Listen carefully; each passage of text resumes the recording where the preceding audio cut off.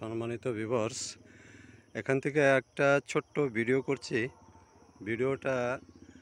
ভিউটা দেখে খুব ভালো লাগলো। যেমন করে এখানে ভেরিতে মাছের চাষ হয়, আর ভেরির পাড় দিয়ে সুন্দর গাছের সবুজত্ব দেখা যাচ্ছে। এগুলোর সামনে দেখা যাচ্ছে যে আমের গাছ।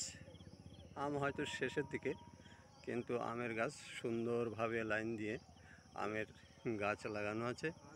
আর পাশে সুন্দর সবুজত্ব, মাঝখানটায় মাছের চাষ হয়। যেমন এটা লেফট সাইডে হলো, এটা রাইট সাইডে। সামনে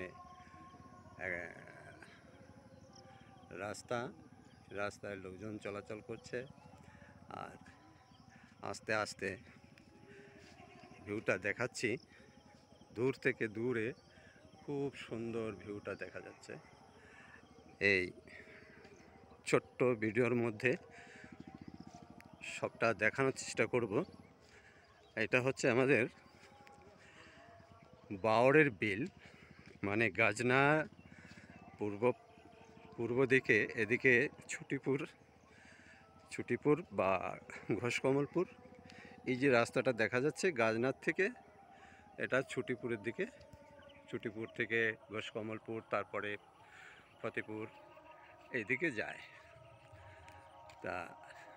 তার লেফট সাইডে আমি এই ভিউটা নিচ্ছি। ভিউটা অতি চমৎকার মনে হলো, তাই এখানে দাঁড়িয়ে ভিউটা নিচ্ছি। ভিউটার মধ্যে দেখো, এখানে জলের সঙ্গে আম গাছের যে ছায়াগুলো দেখতে কত সুন্দর লাগছে, তাই না? তাই মনে হলো এখানে দাঁড়িয়ে একটা ভিডিও নিই ভিউয়ার্সদের জন্যে। ভিউয়ার্সরা দেখে খুবই পছন্দ হবে। আর একটা ভেরি আছে, সব থেকে বড়। এখানেও মাছের চাষ হয়। তা প্রচণ্ড বড়, প্রচুর মাছ এখানে চাষ হয়।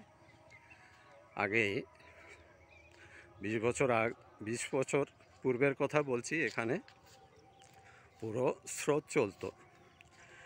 কারণ সেই স্রোতের সময় এখানে কোনো ভেরি ছিল না। এখন আস্তে আস্তে এই বাওড়টা ভরে গেছে।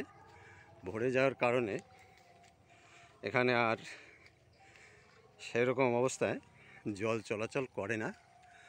প্রচণ্ড জল যখন বন্যা পরিস্থিতি হয়ে দাঁড়ায়, তখন আর কি দেখা যায় দূর থেকে দূর ভিউটা দেখা যাচ্ছে কেমন সুন্দর লাগছে। তার কারণের জন্যে ভিউটা নিলাম।